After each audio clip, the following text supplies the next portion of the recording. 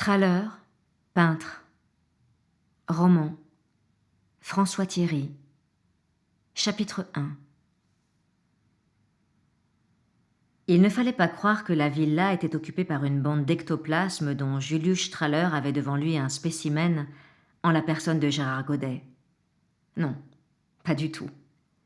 Mais Julius Strahler y était enclin puisque c'était la 3e fois qu'il éprouvait cette impression après avoir rencontré son voisin du dessus, Sicard, et une spécialiste de la photographie, Sophie Paul, logée elle aussi dans cette zone qu'on appelait ici Neuilly, pour l'opposer à Sarcelles, un ensemble de constructions modernes qui s'élevait à l'autre bout du domaine. Les pensionnaires, c'est un fait, flottaient dans leur enveloppe et plus encore dans les espaces qu'offrait la villa à leurs évolutions. Ils tenaient de l'émanation, de la bulle. Mais au lieu d'être renvoyés à l'effacement ou à la modestie, ils cultivaient la boursouflure. Ces trois-là, Godet, Sicard et Paul, avaient pris de haut l'enthousiasme de Strahler à se trouver dans un tel lieu et avaient affiché leur mépris pour sa candeur.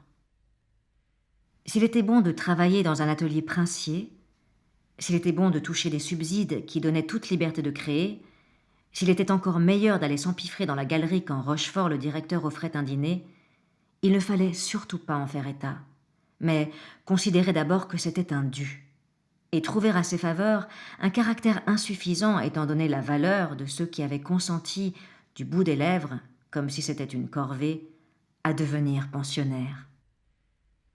Il était de bon ton de ne pas s'apercevoir du caractère sublime du belvédère, de la beauté du parc et de ses pins. Quoi? La beauté des pins? Mais tu me prends pour un con, avait dit Sicard. Et quand Godet, vidéaste de son état, l'avait fait entrer dans le studio 8 qu'il occupait encore pour 2 jours et où Strahler devait s'installer, ce fut le comble. Ce grand type pâle, qui gardait jour et nuit peut-être son imperméable, semblait n'avoir jamais bronzé que devant son moniteur et son clavier. Il présenta l'espace immense et vide de l'atelier d'un geste négligent et sans rien regarder d'autre que son écran, où il était occupé à faire pleuvoir du sable en silence dans une avenue haussmannienne. Il posa une question distraite. « Et toi, qu'est-ce que tu viens faire ici ?»« De la peinture ? Mais la peinture, c'est de la merde !» Il ne se salissait jamais les mains avec des couleurs, des cols, des enduits, Godet. « Et l'odeur, tu supportes encore ça ?» Il était réellement désolé qu'un attardé de ce genre vienne polluer avec son artisanat antique le lieu où il avait accouché d'une œuvre décisive. L'avenue où continuait à tomber ce sable qui rebondissait sur les corniches, les balcons, et qui, pourtant, ne s'accumulait pas, mystérieusement absorbé aussitôt par la pierre, les pavés. Suivit un exposé sur la pureté de la vidéo et son détachement de tout acte manuel, nécessairement transcendé par la puissance de ce qu'il appelait son concept. Ce qui avait un triple avantage, ne toucher à rien, en finir avec la main, la fabrication, et s'en tenir à l'idée. Ce film, ce n'était pas lui qui l'avait tourné. Il avait délégué cette basse tâche à ce qu'il appelait des sous-traitants, et il voyait là une confirmation de son élévation à la conception immaculée.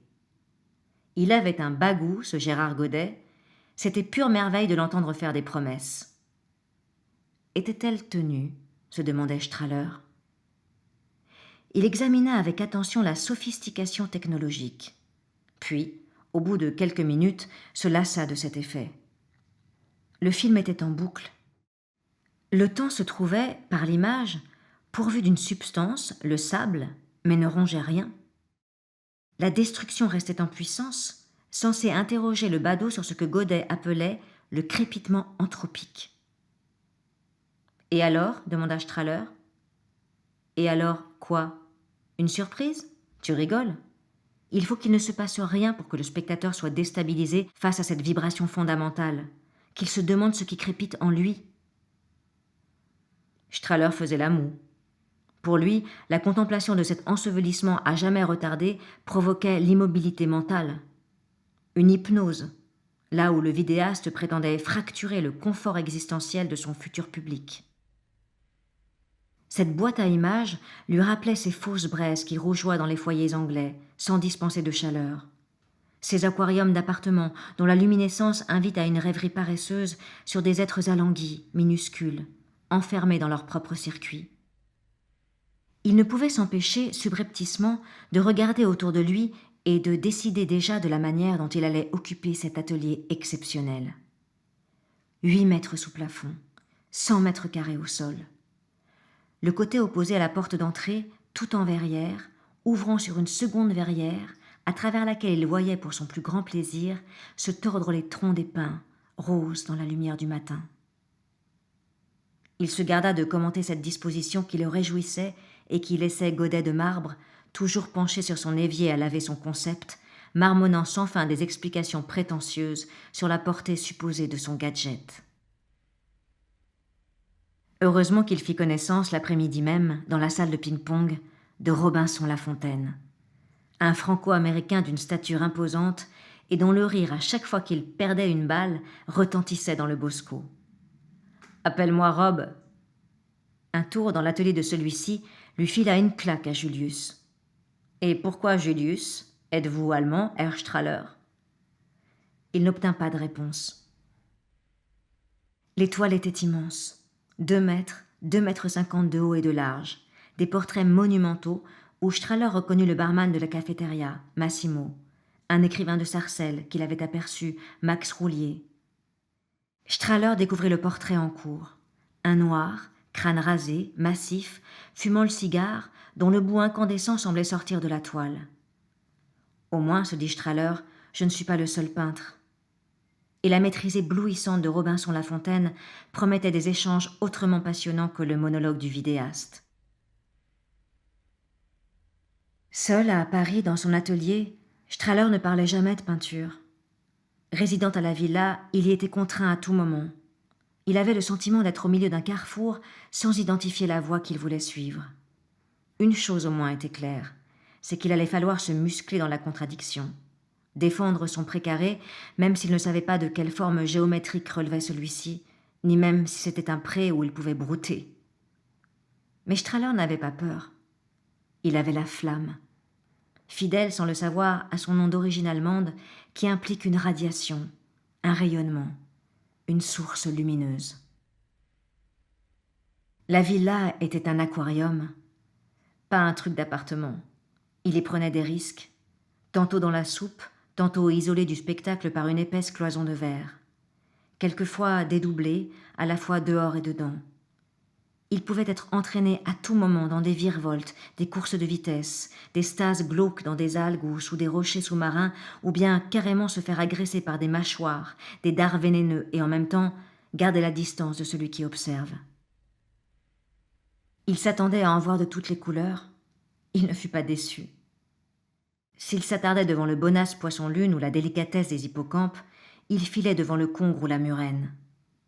La première fois qu'il croisa Aida Boll, par exemple, il crut que cette espèce aquatique du body art avait chu là, sur le carrelage, après un coup de rein vigoureux, et qu'elle suffoquait hors de son élément, la bouche pompant le vide. La preuve qu'elle tenait de la dorade, elle s'était fait poser un implant à la racine du nez, qui faisait bosse, et son épaule nue exhibait des écailles.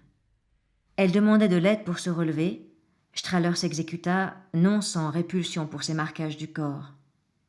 Encore une timbrée qui s'est fait oblitérer. Dès qu'elle fut debout, Strahler s'écarta, lâchant la main trop tôt pour un équilibre qui n'était pas tout à fait stable. Il apprit plus tard que les pieds de cette femme avaient été charcutés pour imiter la forme des poulaines, ce qu'elle justifiait longuement par sa fascination pour les sirènes mythologiques. Ne pouvant espérer se faire souder les 2 jambes sans compromettre à jamais la déambulation, elle avait tenu à ce que chacun de ses pieds présente une crête vers son extrémité, crête qui évoquait, paraît-il par moitié, la queue des dites créatures imaginaires. Il arrivait qu'elle se mélange les pinceaux dans ses protubérances faisant saillie sur le métatarse et qu'elle chute sur le pavement. Ces opérations chirurgicales avaient été dûment filmées dans tous les détails. On pouvait les visionner à la bibliothèque, à condition d'être à jeun, ou d'acheter la vidéo à consommer chez soi pour pouvoir vomir en toute intimité. Strahler fut confronté à bien des étrangetés dans ce souk où il devait séjourner 1 an. Chaque jour réservait une surprise, et tant de chocs qui bousculaient ses idées esthétiques à peine ébauchées qu'il décida de limiter ses déplacements et de s'enfermer dans le studio 8 dès qu'il serait à sa disposition. Où en était-il lui-même? Le travail allait-il reprendre dans ce haut lieu qu'il était nécessaire d'apprivoiser? Pouvait-on dire une telle chose de la villa? Apprivoise-t-on un lieu? Non, c'était plutôt à lui de se laisser apprivoiser. Mais apprivoisé par quoi? Par qui? Pourquoi? Il flottait. Il flottait dans des vêtements trop grands. Il ne tenait pas en place dans la chambre provisoire à laquelle il avait accès par une passerelle au-dessus de la bibliothèque. À peine entré, il fallait qu'il ressorte, qu'il trouve quelqu'un à qui parler, qu'il parcourt comme un dératé le Piazza Allais, les jardins, le parc de Neuilly, jusqu'au fin fond de Sarcelles, là-bas, au bout du mur d'Aurélien qui butait contre la Piazza Fellini. Quand il revenait vers le palais, lui qui aimait tant les ocres et les roses et villas italiennes, il ne s'habituait pas à cet énorme fromage blanc.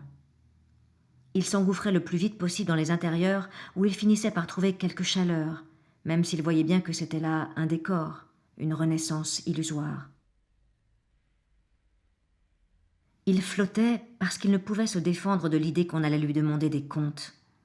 Il n'y avait aucune directive. Il était laissé à lui-même. On ne lui demandait rien. On n'attendait rien de lui. Pas question de contrat, de contrainte d'exécution dans un temps imparti, de défense de son point de vue et de ses choix. Il n'était pas libre, il était lâché. Ce mécénat d'État apparaissait comme une survivance incompréhensible, d'ailleurs menacée.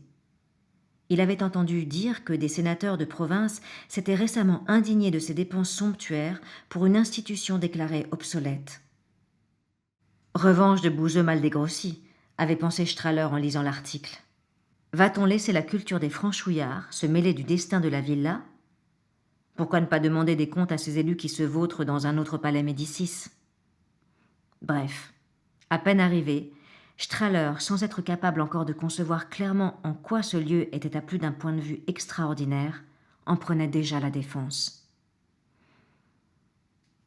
Cette frilosité dans l'occupation des lieux le quitterait bientôt, et la villa deviendrait un formidable terrain de jeu, de rencontre.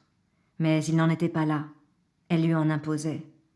Et encore plus temporairement, la découverte de spécimens humains dont il n'avait jamais soupçonné l'existence et qui pouvaient surgir à tout moment des ateliers dispersés dans le domaine.